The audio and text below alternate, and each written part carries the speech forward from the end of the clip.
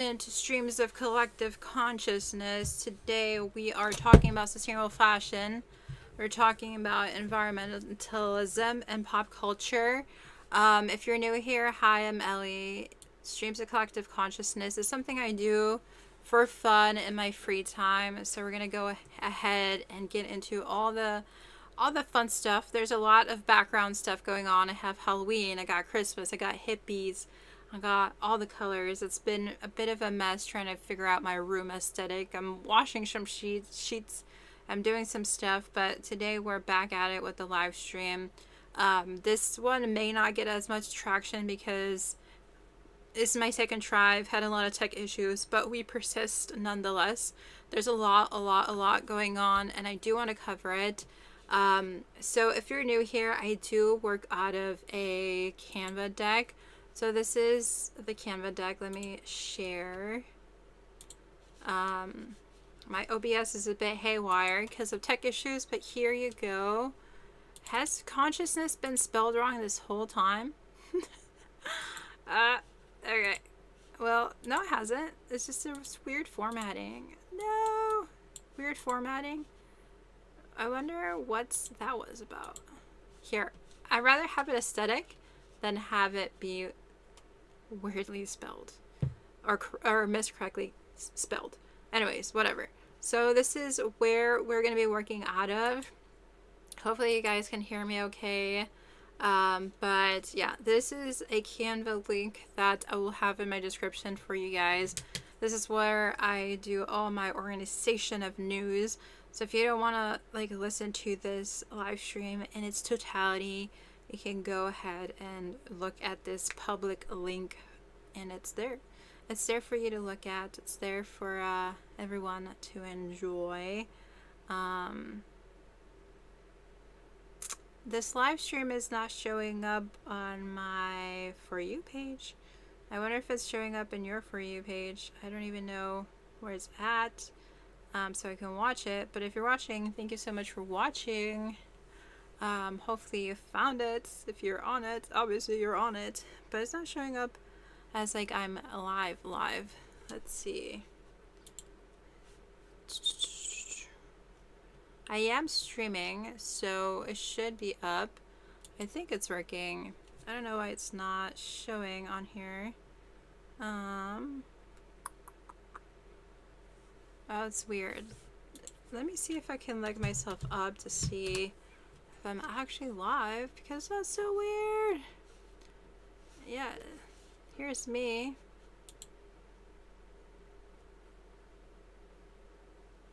It says I'm live. Okay. Alright. Shout out my own channel. That's so weird. It doesn't even say I'm live.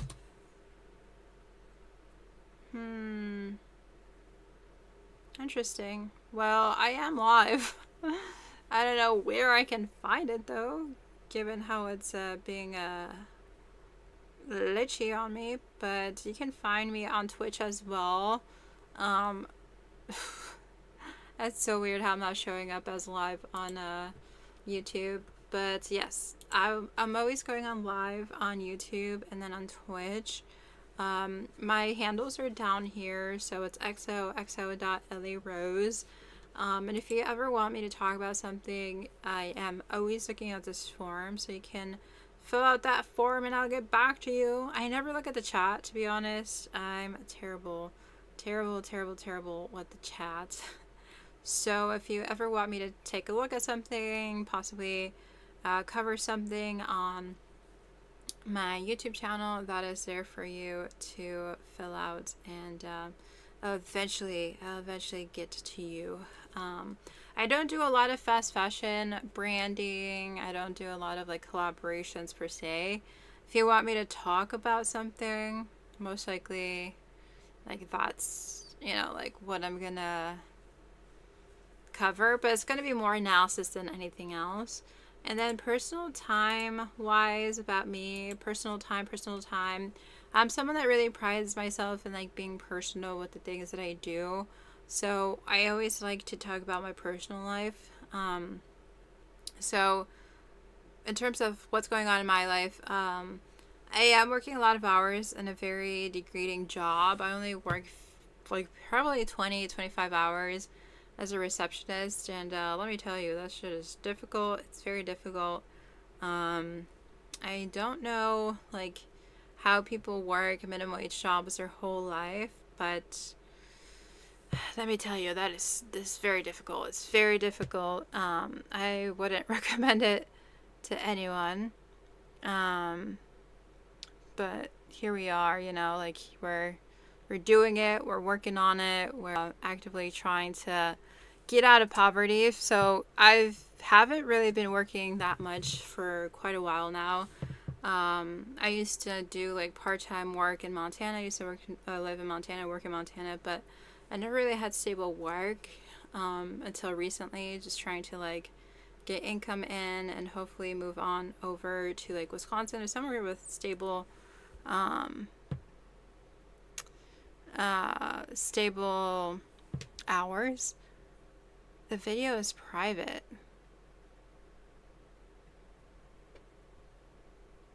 Oh my god, I'm streaming on YouTube on private. How do I change that? Why is it on private? Customization. Sorry guys. Do public. There you go. Hopefully people can start seeing it, discovering it. It's like, no wonder no one can see it, but there you go. YouTube is public. Yeah, I'm someone that like hasn't really been working that stable for much of my life, and it's catching up to me. I definitely do feel the tiredness in the way that I function. I have massive brain fog. But my passions is to essentially do like live streaming, content creation, stuff like that. And it's a struggle when you're like working so much more hours than you've ever worked in your whole entire life. And like technology is so difficult. No one talks about that, but it's really, really difficult to navigate technology when all your life it's been something you've just taken as granted. Like, I've never really considered like technology as like a huge thing. I'm just like, oh, I'll pull up YouTube or whatever. But like actually doing like content creation, there's a lot of tech. And I don't even feel like a millennial. I feel like a Gen Zer. But I love putting together these Canva decks and like just talking about sustainable fashion and like the things that matter in the industry. It keeps me going. It's constantly what I'm thinking about. Like today I was writing a podcast episode about garment worker history in Chicago. There's actually a book that I wanted to share with you guys that is super, super interesting. It basically lays out the entire history of garment worker rights in Chicago. I had no idea there was garment worker rights at all in Chicago. I thought it was like something that happened somewhere else, you know? It sounds weird. I'm like, oh, everywhere else except Chicago has clothing history and stuff like that. But I was doing some research on unions in the last live stream, and I just did a lot of research, and I found this book that I'll pull up right now, which is super exciting. I think I'm going to do a podcast, but here it is: A History of Chicago's Ladies Garment Workers Union. So yeah, that is what I'm actively working on. Trying to figure out how to condense all the information so that it's informative for those that want to listen. I don't really have an idea of like how focused I want the podcast to be, how detailed, but so much is to be learned. So much is to be learned on a constant basis. So yeah, that's what I'm working on right now. I was just reading this at work, and I just had the most massive headache in my job, but reading this just kind of like made me feel a bit more like, I'm doing something with my life. Like I'm not entirely wasting my life. And also it's a privilege to be on the computer all day at work. It's just, it's kind of annoying because you're like, oh, I wish I was in my yard. I was doing something else. or is just chilling alone, but you have to be dealing with people. But I'd rather take receptionist job over like working at Dollar Tree and stuff. I was actually seeing a TikTok recently of like how a guy was like, "Oh, my dream job is to work at Trader Joe's." I'm like, "Oh my gosh!" And he used to be a teacher, and his dream job now is to be working at Trader Joe's. That's where the recession has taken us so far. So this book talks about unions and like their stresses of working in a sweated industry. It's very alike to what's going on right now with a lot of different job industries. So TikTok has been reminding me that people are desiring, just good working conditions, and nothing much has really changed. Like, people are dealing with the same struggles of finding a good job, of like minimum wage work that doesn't kill them, and possibly thinking of a union despite the stigma, despite like the setbacks that you face trying to get into a union. So that's what I've been doing in my personal life. Also been trying to work on a disco ball dress. I did a previous live stream on it that was like 2 weeks ago. Time flies, but I think I need to carve out some time to actually work on the dress this Thursday and Friday. That's the bulk of the vlog that I'm going to be doing. So I need the plan for Thursday and Friday. So I was thinking maybe I could live stream tomorrow to plan what I'm going to do on Thursday and Friday. Like how I'm going to film the video, how I'm going to do this. I've been procrastinating on it, not going to lie. Yes, I'm tired, but like I'm afraid the video is going to suck, that I'm not going to do it right. So yeah. 2 weeks has gone by and I've not worked on anything. And I can say, oh, it's tech issues, or it's like my busy schedule. No, it's just procrastination. It's just procrastination. But yeah, I'm working on making my YouTube channel a bit more like upcycled focused. So this is the project. And then I have more projects I need to work on that I'm also falling behind.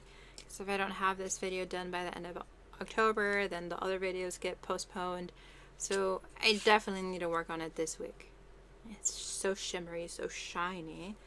But yeah, let's get into the news. Sorry I'm so late. I was supposed to start at 4:30, but I had all these tech issues. This live stream is basically like my third try. I get in this live stream going, and it was privated at first, and I didn't understand why I couldn't see the video. So, tech issues, man. Tech issues. I'm 28. I don't feel that old. But I guess sometimes it gets to you in some subliminal way. But let's go over into news. So I do want to talk about a lot of things that have been grabbing my attention. Most of the things I see is on Instagram, so like that's why I asked for sources on my forum. If you have something that you want me to take a look at, or there's something important you think is relevant for me to talk about, please send it over, because most of the things that I see and I end up talking about is from Instagram. It's from Instagram. So let's look at this one. So Condé Nast actually says they're going to ban fur. Can you see this? I'm making sure I'm sharing my screen. Yes. Okay, so this is from CNN, but basically Condé Nast is no longer going to feature new animal furs and editorial content or in advertising. So the guidelines basically say they're defined exceptions. They're defined exceptions. So they're not going to be using byproducts or what? So they're not going to be using animal fur except for byproducts of subsistence, like food byproducts, and those from indigenous practices. But it is in its implications for Vogue, long seen as a preemptive arbiter of fashion. Okay, I hate when they overcomplicate sentences. What are y'all talking about?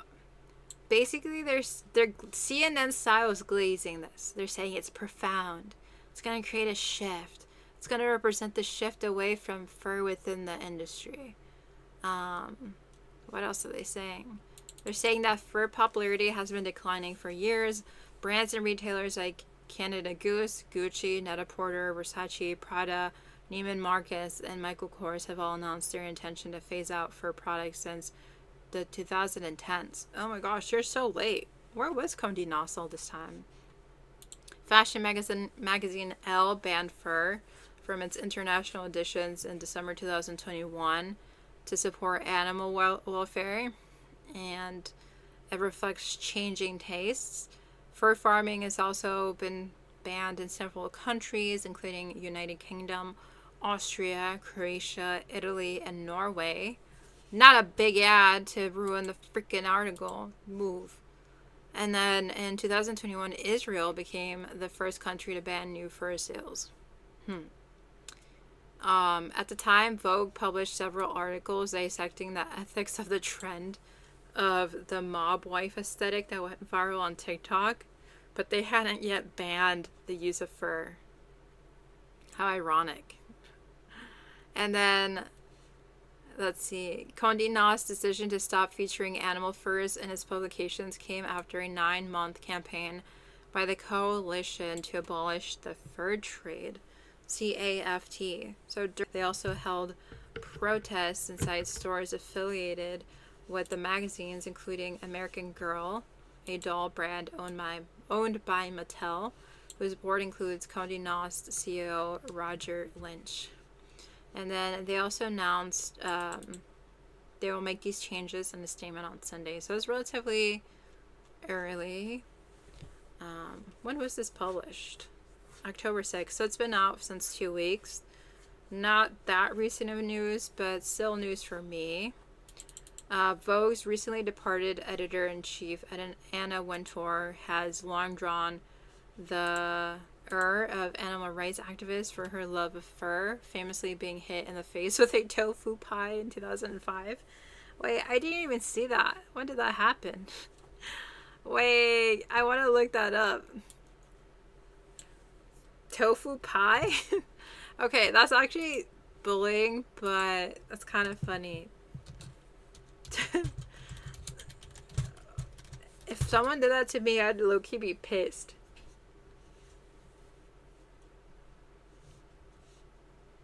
They're getting confronted all the time. Shame on you, Anna Wintour! For supporting the bloody fur industry! Shame on you! Shame on you! Shame on you, Anna Wintour! Shame on you for supporting the bloody fur industry! Shame on you! Shame on you, Anna Wintour! Shame on you! Shame on you! Shame on you! Shame on you, you animal killer! Boss, you gotta move. Boss, you gotta move. Her face is like, get out of my face. Oh my gosh. That's so violent. I would not do this personally as a way to make people change. Obviously, it didn't really do much to change her opinion. Did they not get the tofu pie on camera? Did 2005 not have any cameras? No. Dang. Okay. I don't see anything else. I mean, I don't personally recommend yelling at someone to like possibly change their beliefs. I feel like she's been stubborn her whole entire life. It even says here in 2019 she refused to condemn the industry during an interview with CNN's Christian Amanpour, saying that fake fur is obviously more of a polluter than real fur. Very interesting to think about. It says, I think a lot of people are discussing the idea of upcycling and what you can do with fabrics, fur things that have already been used. I think it's up to the house that worked with fur to make sure they're following best practices, that they are being ethical in their treatment. I mean, which is true on her end, but like she didn't really do anything during her time in Vogue to end the use of fur. But I do have some key takeaways. I think the first thing that I want to say is that I don't think this is a simple like ethical stance. I mean, for those that are vegan or anti-animal cruelty. This is quote unquote the right choice, the ethical choice. Chat says, okay. No, yeah, I don't think it's a simple ethical stance. I feel like it's very nuanced. I think there's a lot we can learn from how she has handled her position in fashion. She's refused to give up her spot in using fur. I mean, everyone has a choice of like how they want to navigate consumerism. And as a leader of fashion consumerism, she could have, been a very strong proponent to animal compassion, have an animal cruelty-free perspective, but that wasn't her philosophy. She clearly didn't care. She acted shocked, like when people yelled at her. So I think this change, one, comes from her stepping down a bit, but two, I think it was just a calculated business move. I think there's a lot of power that can be grabbed and gotten from, moving away from fur, and by that I mean the decision was something that was following current times. A lot of people are not buying fur, one, out of financial reasons, or because it's just not cool to do that. So it seemed like an overall good thing to do. So whoever is in power was like, okay, I think this is going to actually make us look better, and it'll create a new trend. Like Vogue and Condé Nast and everyone attached to these, editorial works and like advertising, they follow what Vogue does. They follow what Condé Nast does. Like they set the trends. They don't like follow the trends. So I think they're making a declaration that like fur is out. So that's why I'm even talking about this, or else I wouldn't care. But they set the example. They set the precedent. So even though in theory they have a history of not caring about fur, I do think it sends a message like the biggest fashion people don't care about fur anymore. So hopefully that stops any further trends around this. It stops, animal cruelty in the fashion industry. I hope it legitimizes like hesitation to not use animal fur. I know that a lot of other brands have phased out fur a lot, but I think Condé Nast can really lead the charge instead of just like being like, oh, it's whatever. We'll still use fur. But I've never understood the usage of fur. Like, does it even keep you warm? Maybe it's because I've never had a real fur coat. But yeah, if anything, I'm like, what's the use of having fake fur and real fur? Like, what's the utilitarian usage here, But this new industry standard is crucial. Like, I think in a lot of ways Condé Nast is tired of being on the wrong side of history, especially as more Gen Z consumers are growing up, getting more financial power. They're increasingly eco-aware. They're more sensitive to social issues, and I think the fur situation is like an easy way for them to appeal to those that care about social issues, that care about having some ethics and consumerism. I don't think that it's going to protect them from more criticism. I think it's just going to invite more nuance to what they do, because like if they're, I guess, being quote unquote ethical with their fur philosophy, like what else can we push them to, move away from or to support? So I just don't think though that they had anything to lose in supporting fur or not supporting fur anymore, because if it's not popular, then like it's not going to really hurt them. And also like printed magazines are not doing so well. Like a lot of things are just social media, and I guess who's on social media? Like younger consumers. So I think they're seeing that shift, seeing who their customers are, seeing their interests and their likes, and kind of like appealing to that in a lot of ways. I also feel like the absence of like banning fur from like food byproducts and from indigenous practices is conscientious, but I do think it's like a PR sort of move. Like they're trying to seem culturally sensitive. They're trying to avoid accusations of like being too patriarchal. Like they're trying to be accommodating to other people's like perspectives. So in that way, like I kind of respect that. Like they're putting accommodations to certain things, but like I often wonder like what fur was made from food waste and what fur was made from like outright killing the animal.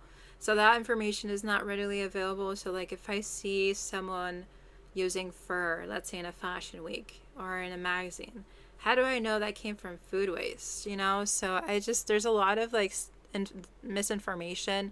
There's a lot of things that we still don't know about fur production and like fur usage. So just kind of curious with those questions, like how can we better distinguish like what is, I guess, quote unquote ethical fur versus like quote unquote bad fur, if you want to simplify the conversation like that. But the thing is, if you look at the article, this wasn't a choice they made themselves. Like it wasn't inspired by them. This was after being pressured by protesters that went to their houses and then went to events, and then they had protests. And this was like an initiative that was happening for years. Like they were being, I guess you can say, continuously harassed by the coalition to abolish the fur trade. A 9-month campaign. Like that takes effort. And I'm not justifying their actions. I'm just saying like Condé Nast was pressured into this, and I think they had enough. They wanted to maybe do a good PR campaign, be like, oh, look at us, we're on the good side of fashion, and, you know, stop being harassed and stop being presented with all these welfare issues, of all these, I mean, animal welfare issues, of all this, like, conversations of violence against animals. Maybe sometimes it's just like easier to swipe things under the rug, but yeah, in a way I feel bad for them that they were harassed, but in other ways I'm not, because like they shouldn't have been using real fur. I'm a proponent for like not using real fur. I feel like the best solution is like vintage fur. It's already been made, it's already in circulation. It's just you need to take care of it, and that's kind of the hard part if you don't know how. And I also have a lot of fake fur because it's cheap, and that's what my budget like allows me to have. But yeah, like I honestly like struggle with the dilemma of like, okay, like the environmental impact of fake fur is real. Like it's just gonna create a lot of microplastics. It's not gonna last as long as real fur. It probably took a lot more resources to make as well, since it's plastic based and has all these processes. But I mean, the real question is like, what is the true sustainable version of leather?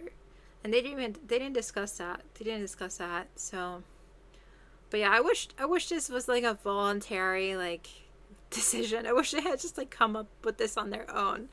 They were just basically harassed at being like good players in the fashion industry. But yeah, they have a lot of benefit. They have a lot to benefit from this move. And yeah, overall, I think that they're just catching up. That's what I feel at the end of the day is what they were doing. They were like catching up. They're like, well, if everyone else has banned it, we might as well ban it. If everyone is losing interest in this, we might as well lose interest in it. They're kind of neutralizing, you know, that activism concerns that I was talking about. They're reducing reputational damage. And they're also like trying to like create like the final word or the final say, you can say, of like the fashion debate. So basically I think they're saying now, because they don't support real fur, that fake fur is kind of better in some way, like indirectly. So yeah, I think it's smart that they went this direction. It's more of a win-win situation to drop real fur, but I don't think it's like 100% ethical or 100% perfect. Like there's always room for improvement, you know. But yeah, we do need to talk about like vintage fur. I wish they had given like a public statement on like their perspective of different alternatives, like what the environmental cost will be of alternatives, like what the next trends will look like if fake fur isn't involved.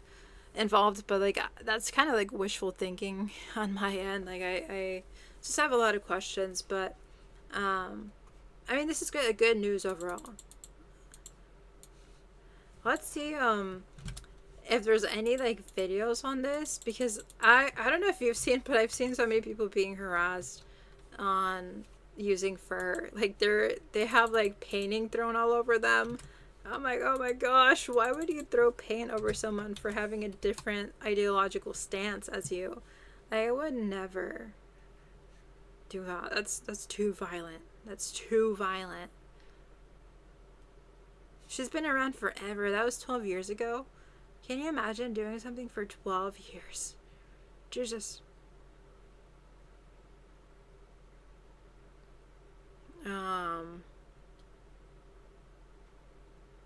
There's nothing on the banning of furs. I guess no one cares.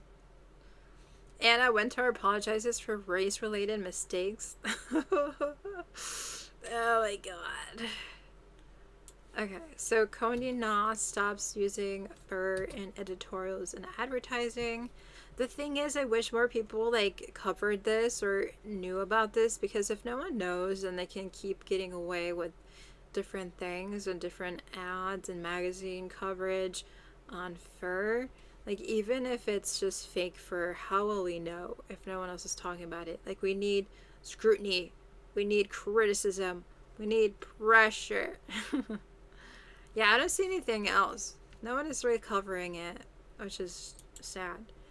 But, oh, not my script. Not my script for the union history of garment workers in Chicago. But let's move on. I do want to talk about some other very interesting things.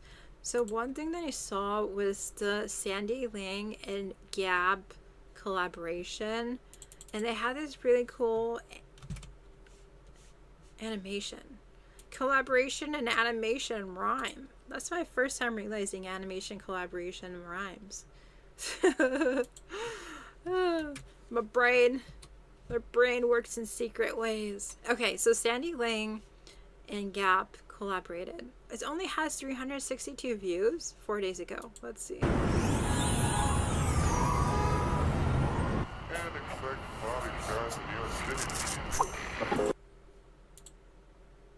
I think the audio is good.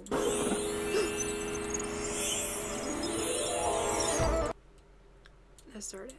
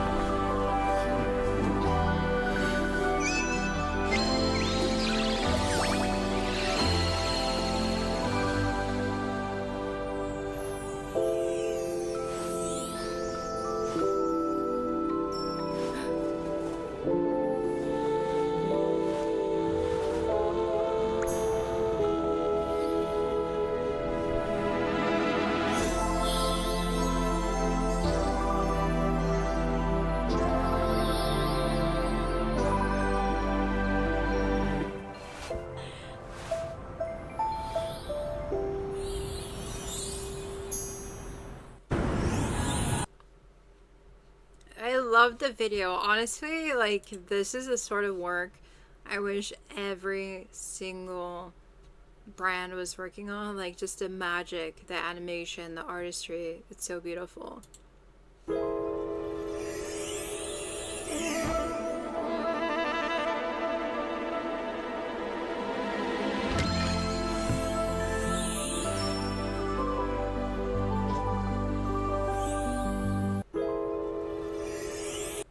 Okay, that was the shortened version. Are they playing with me? Are they playing with my emotions? They're so cute. But I do have some criticism of...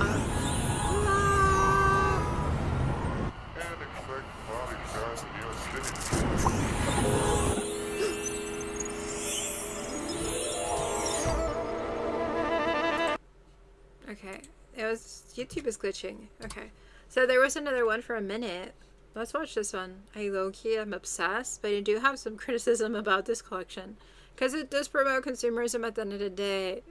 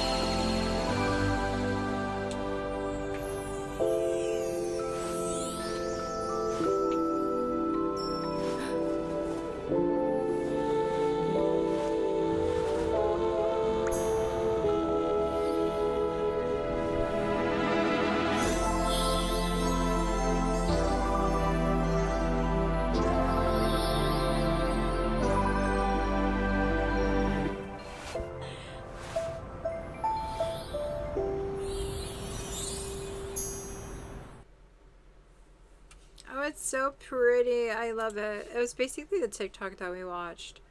What's the comments? It says, God, I love recent Gap ads. The milkshake one, now this one's so comforting to watch for some reason. Creative director deserves a raise. I feel like this would be said quite a lot, but generally speaking, if most ads were this high quality and just a pleasure to watch, I think a lot of people, including myself, would not choose to skip them. Though actually checking out the sponsor, that's a different story. Yeah, it was so well made. It was very cute. Amazing, yeah. And it makes sense people love it. It's very wholesome. It kind of reminds me of like the Lo-Fi Girls, but also like with a touch of Sailor Moon. Like they were using the Sailor Moon music, and I loved it. Wait, there's another one here.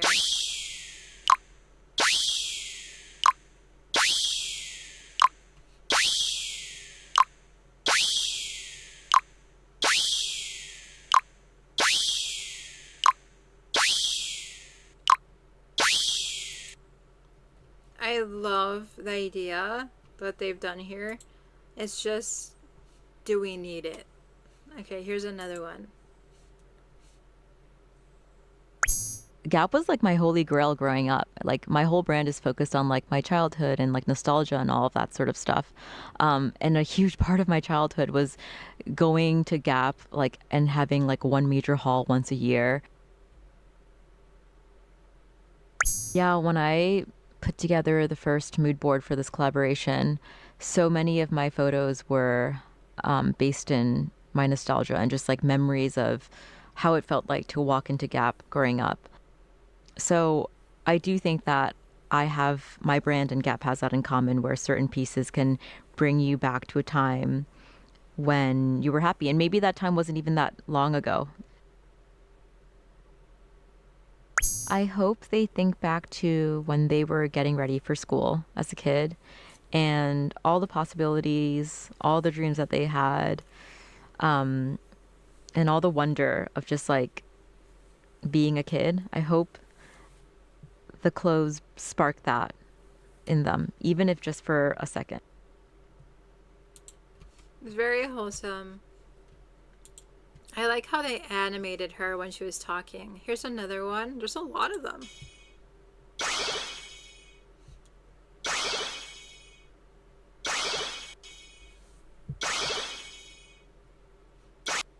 Okay. Yeah, it's giving Sailor Moon vibes. This one's another one.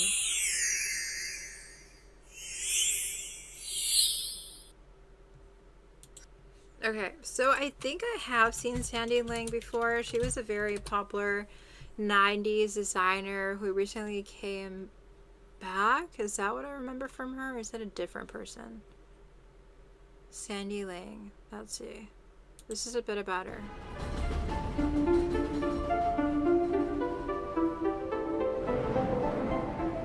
A lot of what inspires me today comes from my childhood, especially growing up in New York in the 90s. The first thing I do when I think of an idea is whip out my sketchbook and start drawing. I find myself sketching stars, hearts, and flowers, emblems from my childhood, little nods to the TV shows and anime I loved back then. The powerful female characters who balanced everyday life with saving the world. Technology is constantly influencing my creative process. I'm always taking photos on my phone, whether in the studio during a fitting or just walking down the street. Okay.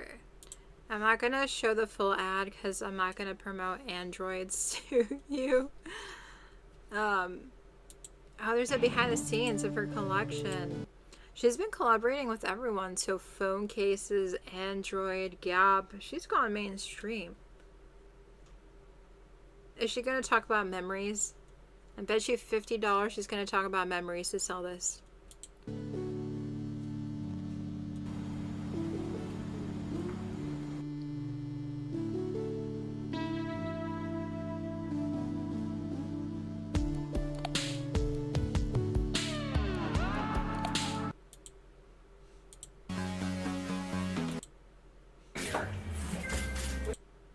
Grew up playing The Sims and with Tamagotchis a lot. Yep, she's talking about memories again. Wow. And I feel like, in a way, it was us learning how to become adults. Like these games taught us about like our needs and like aspirations and like you know, when you should sleep and when you should eat. And How does she produce her collections? That's the real question. Because, I mean, you can have all the best memories in the world, but if you're exploiting others, then I don't really care. Sorry, Sandy. I'm giving you the benefit of the doubt, but who actually are you? What do you stand for besides your nostalgic memories? I wonder how she makes her collections, because she's collaborated with a lot of people. She's blown up. She's really good at networking, but I do wonder what her business practices actually embody. Because everything else is irrelevant. It's irrelevant. It's irrelevant. You can have the best narrative, but if it exploits others, I don't give a freak. Let's see. Info. She doesn't say. It doesn't say how it's made. Is her stuff expensive? Uh-oh. It's $1,000, isn't it? Does $1,000 It doesn't even have the price on there. Uh-oh. You know it's expensive when it doesn't have the price. Uh-oh. I don't have the price on there. Ooh. Shop? Okay, let's see. Shoes. Let's say the flats. I've been seeing the flats everywhere. $550 for the flats.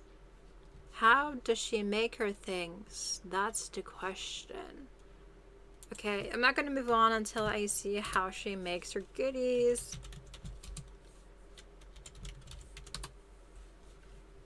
Gap doesn't have the best history of ethical employment either, so, you know, it's not looking too good, Sandy. $198 for that jacket is crazy for Gap. Okay. Ethical business practices. Also, just because ballet flats are $500 does not mean it was made sustainably. Okay, there's limited information about her ethical business practices, but Sustainable Baddie did feature them. What did they say? What did they say? Okay, so she had a collaboration with Baggu. Okay. Okay, so she's an independent high fashion designer who makes pieces priced for the luxury market. Alright, alright. And she collaborated with an affordable Sussy bag brand. Oh, nice, nice. That doesn't mean anything to me. Okay, so it seems like there is not a lot to be known about how she actually makes her items, which is a shame because she's really good at collaborations and is becoming more part of the mainstream media. Very highly successful given what I see from her, but I don't think it's a justification to support her work, even though I do love the animations. Like, whimsy is not enough for me. I do want to say that personal nostalgia is very interesting to sell for a collection. Now, her pieces are beautiful. I'm not saying that. I'm just saying, is nostalgia enough to justify $120 for a jacket that you otherwise would not be paying that much for? Because she is a luxury fashion brand, so there is a higher price for the pieces. I do want to say too that consumerism is becoming a bit more sharpened than it ever has before. People are really trying to get your money. We're in a recession. We're getting more creative in how to like get people to shell out their money, you know? So I think nostalgia is a very, very unique, creative way to feel like we're part of something meaningful. To feel like we're buying into not just a collection, but deeper meaning. Into a story, into reimagining clothing, reimagining how we consume fashion media. Like, look at this. This is so cute with the wings. Like, the TikToks were so whimsy, so beautiful. I think they're also selling us cultural nostalgia. Like, She talks about her times being raised in the 90s. She talks about girlhood. She touches on like the early 2000s vibe that's so popular right now. She is basically selling us Y2K trends, but with like a sentimental, emotional, like memory to it. That's not ours, but she's selling it to us. And you may not know her, but like the clothing is cute enough to not really need to know her, you know? And for Gap, I think they're also really in tune with nostalgia because a lot of people were raised with Gap. A lot of older consumers have vintage pieces from Gap, or maybe their parents passed down Gap vintage to them. And so they're like basically working with someone that also has that very like memory-esque past vibe to them and like making something cool again from the past. It's just, I don't really know how my memories, my stories would fit into her memories. And these are contemporary artists, so I'm sure she would be like, oh, just put your own wings or put your own twist or put your own memories. But I think I've seen this like pleated skirt and denim look all over the place. It's very popular. It's all interesting too that they have like a baby collection, and I do think they're trying to market it to an older generation that were actually raised in the 90s. Because if you're raised in the 90s, you're probably like 30, 40. You have kids now. But yeah, I think the business model here is like authentic nostalgia. It's something that I've never seen before. I think the Sailor Moon-esque sort of vibe as well, like with the stars and the glitter and the fantasy is like kind of in a way creating like a dream closet in a literal but like fantastical way. Like it's a world building, like it's a visual of you like engaging into something that's a fantasy but also really cool and real to have in your life, like that jacket. It looks kind of mythical, like animalistic, but at the same time it's like whimsy. You're a star, cutie. So I do think it's moving fashion into more an artful direction, more of like, let's make memories from this. You know how we say we have to put memories in clothing so we hold on to it? Like she quite literally took that and like warped it into a collection. It's actually really smart. It's really smart. We're always saying like, oh, we should make fashion art. We should make it like meaningful. So to have like a fast fashion company and a luxury fashion independent designer basically uphold the ethos of sustainable fashion is quite interesting. I feel like they are listening to what sustainable advocates are saying and like clearly just selling us collections in exchange for our ideas. We say, oh, we want to embed memories in our clothing so it lasts longer. You're like, say less. A memory collection. We say, oh, we want our dream closet. You're like, say yes. We're gonna animate a dream collection, a dream closet, a dream of fashion. So it's like they know what we need, but they keep selling us stuff. And it never discloses how it's actually made. And that's the thing that really bothers me. And these are just trends. Like if you look at TikToks or videos about how people in New York are dressing, they all look the same because they're all dressing the same. Like this is just a trend. Even though it's cool and fantastical, like everyone has the Y jeans right now. Everyone has the ballet shoes. Everyone has the oversized puffer jacket. Like, this is just what is in. That is just what's in. There's no escaping it. It's just fast fashion, but made whimsy. But I do think they made a standout piece with the videos that they made. Like, those videos, man, I wish every brand was doing. Not that one. The other ones, the Sailor Moon ones. Not that one. These. I wish everyone was doing those so they could like actually support artists that were like trained to be artists and animators. And we don't have to support AI as much, you know? So for that, kudos to the animation artists that they hired, because AI is taking over and killing jobs.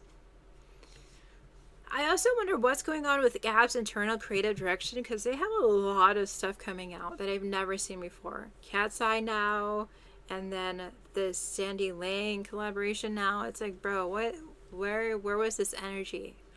Where was this energy a year ago? But consumerism final boss, have we arrived to it yet? I don't know. I also want to talk about how maybe I am a bit cynical in my criticisms, but I think we can always, I guess, quote unquote, do better. But it can be often corrupted in the name to sell things. But one designer that I really saw growing up that I learned a lot from was Vivienne Westwood. She started off like really original, really creative, like very intentional, and then I guess slowly faded off into appealing to mass consumerism and mass society. But in the beginning she was laughed at, and that just is something that sticks in my head. Like this video I saw on Instagram just stuck with me. I mean, they're laughing. I think she feels great, and I don't think they should laugh, really. But I always do things that capture the imagination of young people. It's got a touch of adventure because it reminds you of Armour, really, from this programme last week.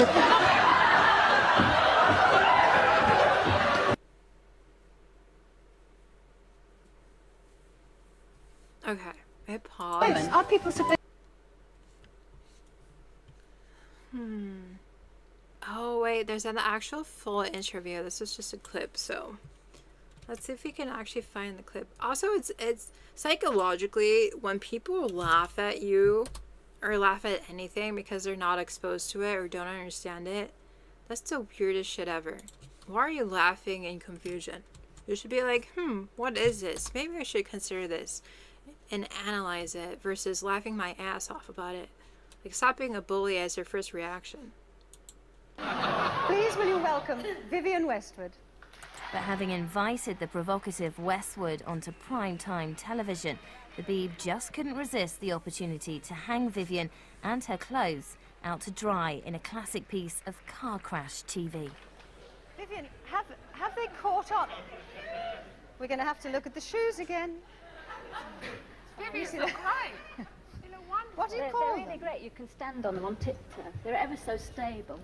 What do you call them? I call them rocking horse shoes. Where have you got this pelmet from here? I mean, Vivienne Westwood, the designer behind the shop Sex, who made clothes for punks, those bad people who made songs about anarchy in the UK, there she is, in a nice red dress with pom-poms at the back.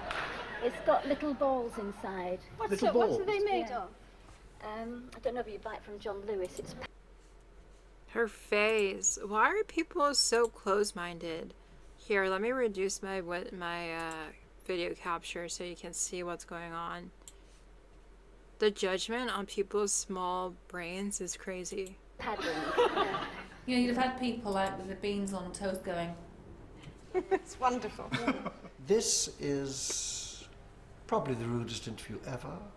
And if you see some of the cod pieces that people wore, they're just so extravagant. I mean, we wouldn't... Russell Harty is being bovine because he knows that that's the role he has to play. He's got to be the common or garden, ordinary man in the pub. I'm wondering how highly, this is a serious question, how highly regarded you are, Vivienne. How far off are you in your freaking brainwashing to not see people can be creative? I hate people that just don't let others be. Westwood in Europe. I think that Vivienne... Hello? Well, They're just mocking her. What a bunch of assholes. I think that Vivienne... Hello? well, This is the new collection. What's it called? well, I'd like to describe it after. It's called Time Machine. this Time one. Machine. Yeah. Here we go. They're fabulous clothes, really. And if you look at them, if you actually deconstruct them, a lot of what has come in is there already. You know, she's way ahead. It's very English, but it has pagan touches, Greek and Roman. Are people supposed to laugh? I mean, they're laughing.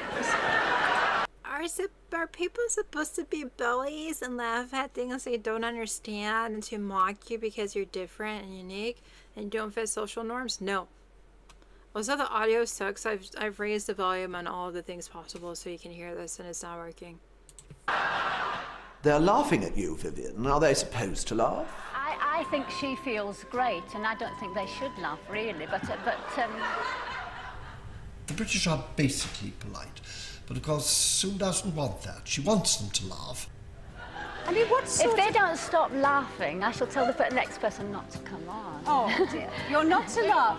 You can laugh. You can laugh, but look as well. It's really great. Is this a winter collection? Yeah.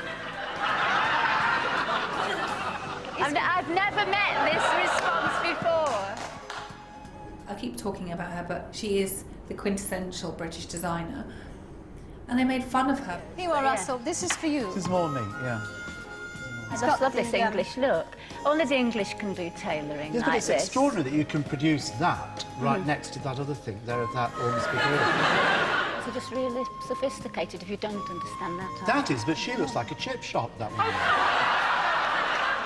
No, looks like a what? Come back. What does she... come back. No, it is... Which one looks like Which a is the chip This shop? one, here. Which one? Sarah. This crinoline is a chip shop. It looks like a chip shop. I mean, Come- can you come back, Sarah. Can you imagine going to Come back. Sainsbury's? Most influential designer I'm in not- England at the moment. What the watching public didn't know was that this was a watershed moment in BBC history. Vivienne's lone defender, Janet Street Porter, had recently been appointed head of BBC Youth Entertainment. They did her so dirty. What mean bullies? Someone says, why invite her on the show to present her work only to laugh and mock at her and her artwork? As an artist, this is an absolute nightmare. The most humiliating and frightening thing to even think about. 30 years later, and Westwood is the only person on that stage remembered. She's an icon and artistic genius. I mean, she did get eaten up a bit with consumerism and commodification, but like in the beginning, it was cool. I liked her way back in like the 80s and 90s. That's my opinion, but she was really cool. She was like fundamental in like me learning about like DIY and like sustainable designers and like alternative people in the world of fashion. So massive respect for her, but like if you don't disagree on something, you don't gotta bully them. Okay, so we're gonna move on. We're going to talk about something else. I am going to end the stream soon because I am feeling very, very tired. I'm sorry, but it will be a very short stream. But today I do want to talk about how there's more involvement and interest in sustainability.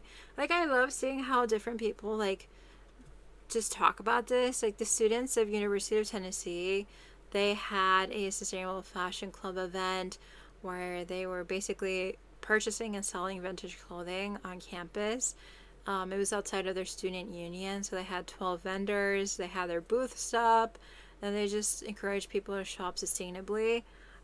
So it really did help like possibly curb fast fashion, spread awareness of sustainable fashion. Like the one guy who was the vice president was saying, like, most of us don't have money to spend $80 on a jacket.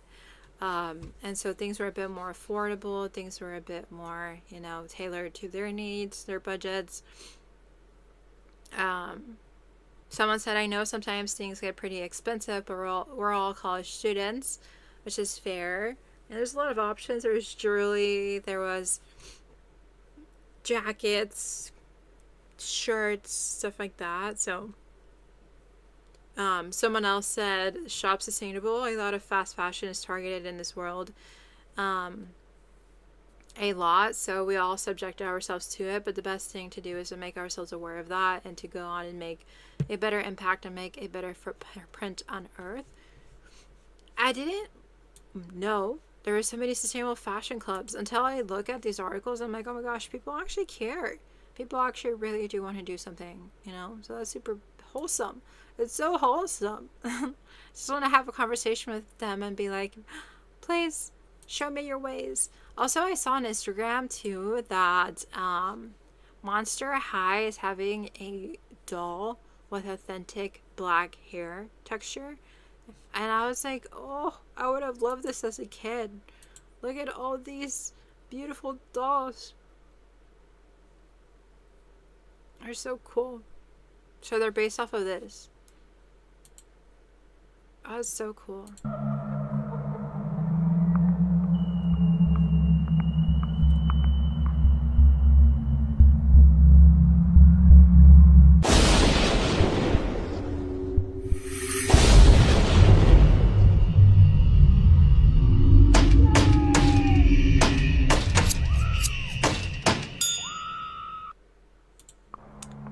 If I was a kid, that would have scared the shadoodles out of me. That was production right there. That was a production. So one of the hair designers, Terry Alexander, said that I wanted to capture not just the look, but the emotion behind every strand.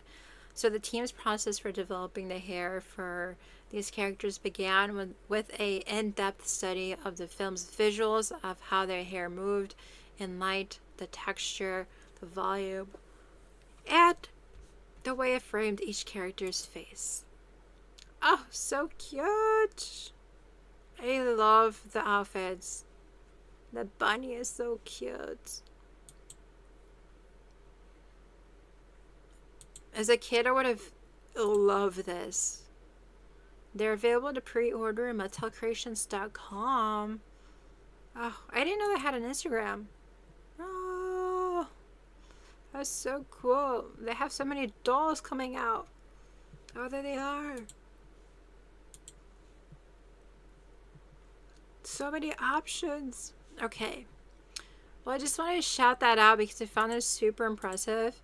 One of the things that I also want to touch on is like the need for diversity in fashion collections. Like I saw this designer being featured and I loved their collection because it was very unique. It had distortions and a lot of inclusivity to different vibes, different looks. I feel like we all need that. Okay, let's look at this.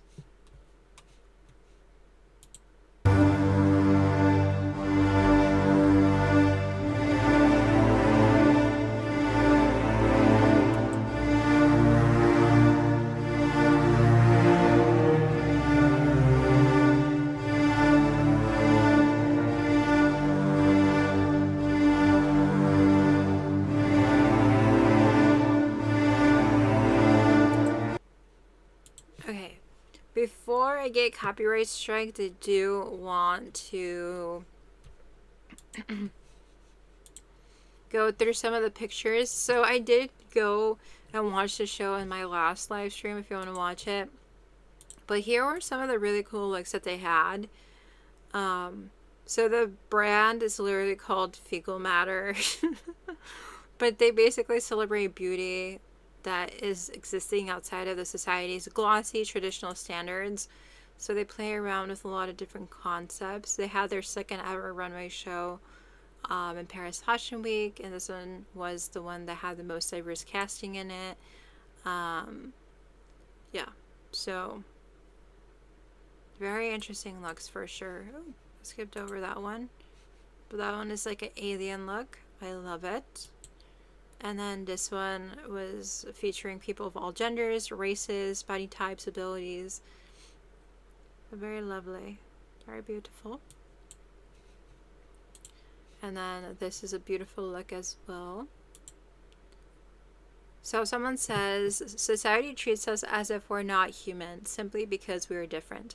The brand's creative director shared, we wanted each model to experience beauty through our perspective. Beautiful. So I love that brand. I am definitely going to keep track of that brand. I just want to give them a mini shout out because I'm really, really impressed with what they're doing. And especially if they're doing it in Paris Fashion Week. In Paris Fashion Week, doing that sort of thing, it takes bravery and talent. Okay, so I do want to move on. There is a counterfeiting case by Louis Vuitton. They won $584 in damages. So they won this against a discount mall, which is basically a flea market, you can say, / mall. But okay, it's an indoor flea market. I was like, wait, is it a mall? Is it a flea market? It's an indoor flea market. I couldn't remember what it was. But basically, they are the winners of the largest damage awards ever in a U.S. counterfeiting case. That's $500 million. Do you think an indoor flea market is able to pay that off? So let's read about it. Let's read about it. I'm gonna have the AI read it, but we'll quote unquote we will read. Let's see. Louis Vuitton has secured an eye-watering damages award in its ongoing battle against counterfeits. In an order last week, a U.S. District Court for the Northern District of Georgia judge issued a default judgment against Westgate Discount Mall Incorporated, an Atlanta-based indoor flea market long accused of facilitating the sale of counterfeit goods, including fake Louis Vuitton handbags, luggage, and accessories, where authorities once seized a total of 18 tractor-trailer loads of counterfeit and infringing products during a single raid. At $584 million, the award, which was first reported by TFL, ranks among the largest for a luxury goods brand in a U.S. counterfeiting case, beaten only by a couple of judgments in Schedule A cases, underscoring both the scale of the alleged infringement and the court's growing willingness to impose staggering penalties on marketplaces that enable it. A flea market turned hotbed for fakes. In her September 22nd order, Judge Victoria Marie Calvert ordered Westgate to pay more than $500 million in statutory damages, a figure that reflects the statutory maximum of $2 million for each of the 292 Louis Vuitton trademarks identified across 44 types of counterfeit goods seized at the mall. The court also granted Louis Vuitton a permanent injunction barring Westgate and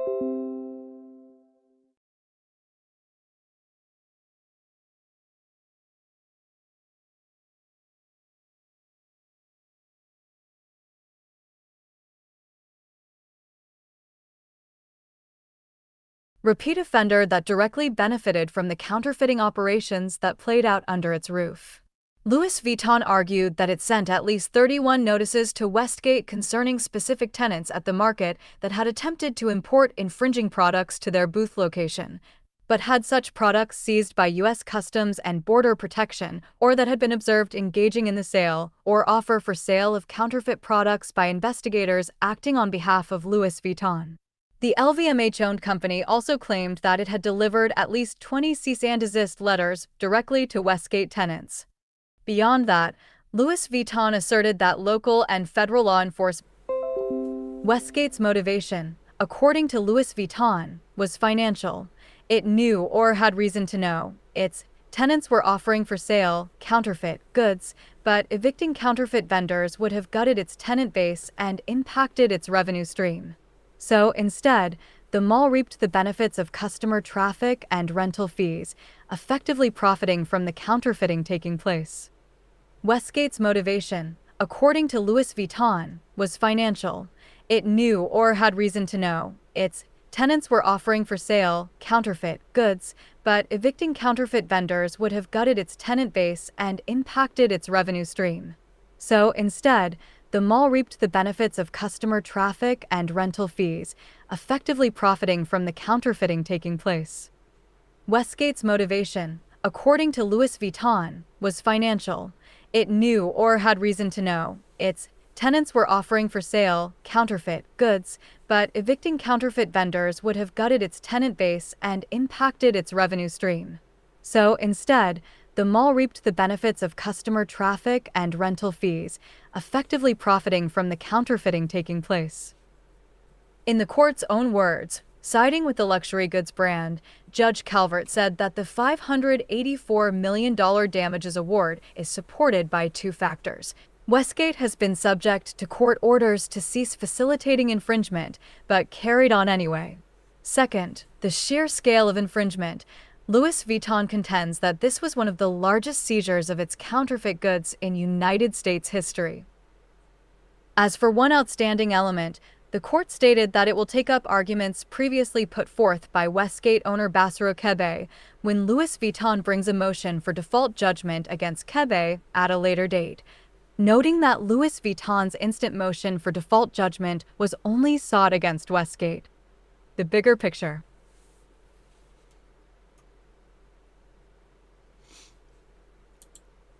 Okay, the bigger picture is something that I can do. I am gonna jump off after this case. There's just a lot of tech issues, a lot of like mental fog that I'm not gonna try to battle what's going on with the internet, with tech issues, with everything. But I do have my thoughts about this before I do head off. I do want to say the number, the $584 in damages. No, mind you, the $584 million in damages is way too much. Indoor flea market is highly unlikely to make that amount of money. I feel like even Louis Vuitton would be struggling to pay that, given they have budgets and they have things they have to do with their money. So I don't think this flea market operator has the budget, the assets for this real lawsuit. So I do wonder, what are the real consequences if they don't pay it? But it is unjustifiable that they had 18 tractor trailers full of fake goods. And they had been talking to them beforehand to stop, to please stop selling fake stuff, you know? So it's just really sad to see them being,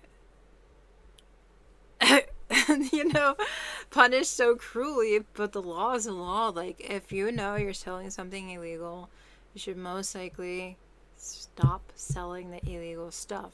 So hopefully the landlord is not too stressed, can find some help in paying off this huge amount of help or like fee. Oh my god, my thing is like, I feel so bad for the landlord, but they should have known better.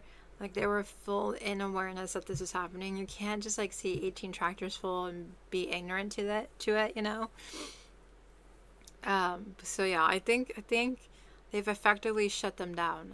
I think they're going to cease operations. Can you get yourself out of a $500 million lawsuit by like going bankrupt and shutting down? I don't know if that's like something that can be done, but I do want to make this a case study and seeing how the mall, the Westgate discount mall, is going to be navigating it. But I think they're done. I think they're over with. And to think that like this mall had 30 specific notices from Louis Vuitton and still did nothing is crazy. Like, they did not think they were gonna get attacked like this. But if Louis Vuitton, the Louis Vuitton, is giving you notice after notice after notice, they gave so much opportunity to avoid a lawsuit. So I don't think Louis was being evil. They just slowly escalated and then just could not help but like bring real legal power into it, you know? So I think they just had to really set an example. They had to be efficient with their legal action. They had to make it an example.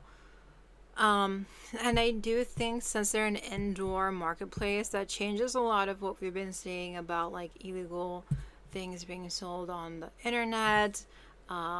These secondhand markets selling things and not really making sure it's like quote unquote real. There's no verification. So when there's like legal precedent in a retail landscape, it's more different than what we've been typically covering here on this live stream. So I found it really interesting in that sense. Like, oh, okay, like finally we're talking about a real indoor place that has a whole internal infrastructure that people go to buy like fake stuff.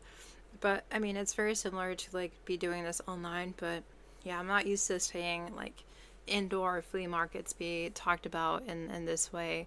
But yeah, I don't genuinely see Louis Vuitton actually expecting this money. Again, I feel like the figure is symbolic. I think the lawsuit was symbolic. I think they clearly knew they were gonna win. They clearly knew that they were being ruthless, but I think they were just tired of like not being listened to after so many chances that they gave this mall. And I feel like maybe that's what caused the statutory maximum to be applied again so violently. Like, the number is astronomical. So there's a lot of fire, a lot of power in the lawsuit. The thing is, I wish I could watch these lawsuits happen like as a drama show, you know what I mean? Like, I want to see the court sessions. It sounds so nerdy, but like we could really learn a lot about how the lawyers spoke about this case, how how the mall possibly defended themselves. Like, what went down? I just always have that curiosity. Like, what went down? Like, what was said? Who defended what? Because we only see the end result. And I don't know how to track these cases on a more deeper level. And I still don't quite understand all of the things that are said here.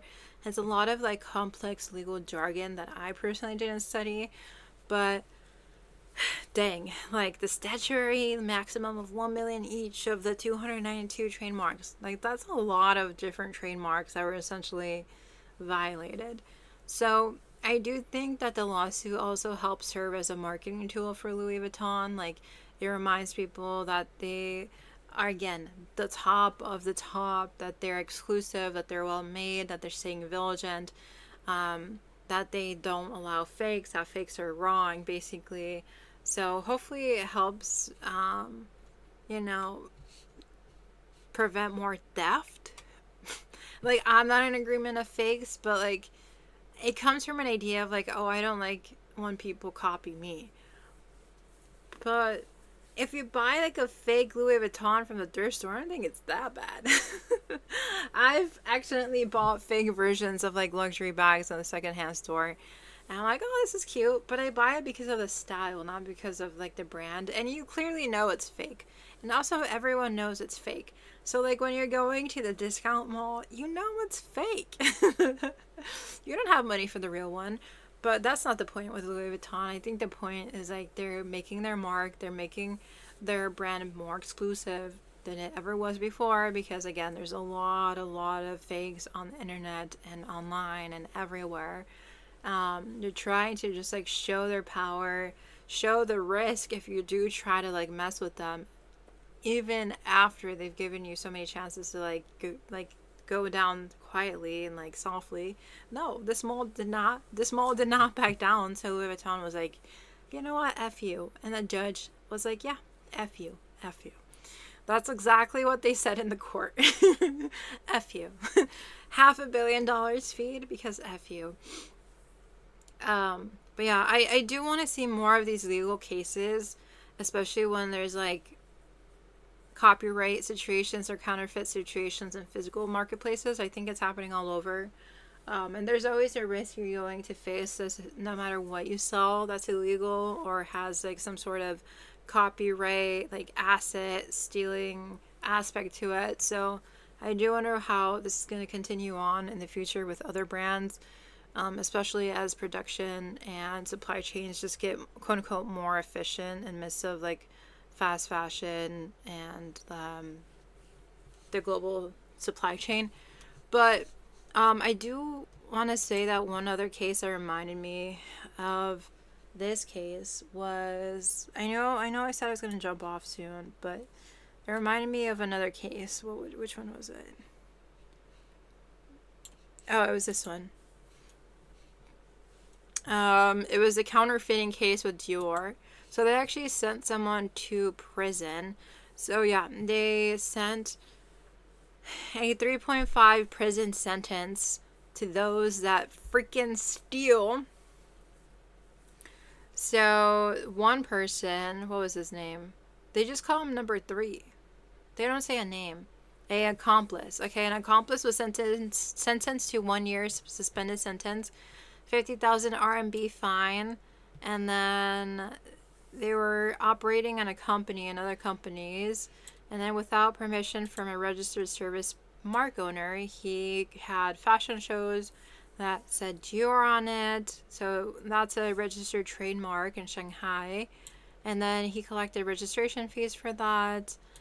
He also purchased clothing in the same style as brands such as Dior, but with informal channels at a low price, purchased color tags and washing labels with the registered trademarks, and then they made counterfeit brand name clothing by replacing and sewing the color tags and washing labels for the use of children's fashion shows. Oh my gosh. So that was happening for quite a while. He hosted 7 fashion shows. He had made over 800,000 RMB within a year. Dang, that's a lot of money. So they seized all his stuff, the clothing items, the color tags, the care labels, in December 25, 2023. Dang, and they found him guilty. Dang. That's crazy. Again, it's the same thing. Like, they're using trademarks. It's illegal usage of products. You shouldn't be doing this. It's illegal and they know it, but they don't think they're going to get caught, but then they do. So again, major repercussions for stealing from a brand. I mean, I would never personally throw anyone in the prison for stealing my stuff, but you shouldn't have been stealing in the first place. You know what I mean? But that's kind of ruthless. 3.5 years in prison when he was just trying to make a quick buck. It's just ruthless. It's just ruthless. It's just ruthless.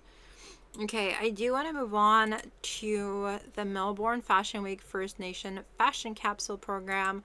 That's a tongue twister, but I'm so excited to see that Melbourne is basically uplifting Indigenous and non-Indigenous designers to basically strengthen the story of strength, resilience, determination, and collaboration. So I love that. I love that. So they have free fashion exhibits. So like basically fashion capsules to showcase different things. So this one had 7 pieces, and this was with both Indigenous and non-Indigenous fashion designers. I wish it was just Indigenous for some reason, since it is, you know, First Nations fashion. But it's okay. But the curator said, I focused on selecting pieces where the partnerships between the First Nations and the non-Indigenous designers felt collaborative, where both voices were present, but with space held for the cultural authority of the First Nations designer to lead or guide the narrative. Okay, yeah, I like that. I like that. And these pieces are super cool, like the star dress. I like that. So yeah, that will be available until October 26th. I wish I was in Australia. I would go see this. I love these items. But yeah, I love Fashion Journal magazine. If you don't follow them, you should follow them. They're very academic, but very informative at the same time. Very aesthetic content. I've been a fan for quite a while, so you should follow them. Okay, so I'm going to move on. I am covering a lot of stuff I said I wasn't going to cover. I guess I do want to cover some things. I think I want to cover how Howard University is making more carbon conscious chic choices in fashion. And I think that's my target audience is Howard University. I think that's how we're going to end it off. Yes. Yes. Right? We're big on culture, fashion, all the things. And, you know, like even during homecoming, we have like the fashion shows and all these different things. And I also